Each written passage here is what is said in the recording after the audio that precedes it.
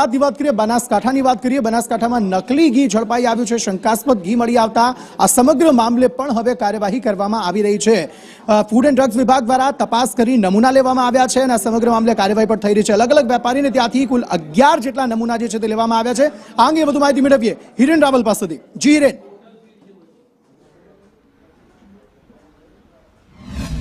ડીસાની નવકાર dairy products જે બનાવે છે એ નવકાર ડેરી પ્રોડક્ટ્સમાં ફૂડ એન્ડ ડ્રગ્સ વિભાગની ટીમ છે એને ત્યાં દરોડા પડ્યા હતા અને એની અંદર કેટલીક સબસ્ટાન્ડર્ડ વસ્તુઓ સામે આવી હતી। આ ઘીની અંદર નકલી ઘી એટલે કે વનસ્પતિ ઘી અને અન્ય પદાર્થોનો ઉમેરો કરી અને ઘી બનાવવામાં આવતું હતું। એ પ્રકારનું વસ્તુઓ ત્યાંથી મળી આવેલી છે। લગભગ 4000 કિલો ઘીનો જથ્થો છે એ ફૂડ એન્ડ ડ્રગ્સ વિભાગની ટીમે જપ્ત કરી છે।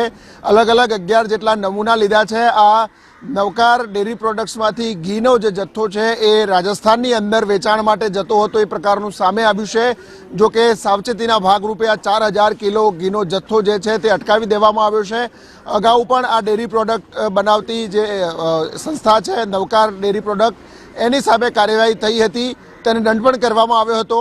ફરીથી એક વખત આ ડેરી પ્રોડક્ટ બનાવનારી જે નવકાર ડેરી પ્રોડક્ટ્સ બનાવે છે એની સામે આજે આ ફરીથી રેડ કરવામાં આવી છે અને ત્યાં ફરીથી ગેરરીતિ પકડાઈ છે। આવા એકમો સામે ફૂડ એન્ડ ડ્રગ્સ વિભાગ હજુ કાર્યવાહી કરી રહી છે। જી હિરેન, આભાર સમગ્ર માહિતી આપવા માટે।